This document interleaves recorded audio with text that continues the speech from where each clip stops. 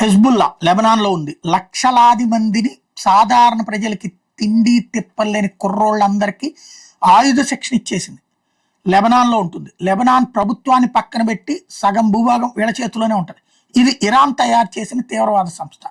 వీళ్ళే ఆ మధ్యన ఇజ్రాయెల్లోకి చొరబడి మ్యూజిక్ కాన్సర్ట్ జరుగుతుండగా వాళ్ళ ప్రాణాలు తీసి వందలాదిగా తుపాకులతో కనబడ్డోళ్ళని కనబడ్డట్టు పేల్చేసి అక్కడున్న ఆడవాళ్ళని ఎత్తుకుపోయి మగవాళ్ళని ఎత్తుకుపోయి వాళ్ళని దారుణంగా హింసించి వేధించి ప్రాణాలు తీసి చచ్చిపోయిన ఆడపిల్లల శవాలని నడి రోడ్డు మీద నగ్నంగా ఊరేగించిన రాక్షసులు అనమాట. ఆ రాక్షసులు ఇప్పుడు ఇజ్రాయెల్ మీద పడడానికి బయలుదేరారు. దాంతో ఇజ్రాయెల్ ఇప్పుడు వెళ్ళి వాళ్ళ మీద దాడి చేస్తుంది. వాళ్ళ సుప్రీమోని లేపేసింది, వాళ్ళ చీఫ్ని లేపేసింది, లెబనాన్ చీఫ్ని. కొత్త చీఫ్ వస్తే వాడిని లేపేసేసింది.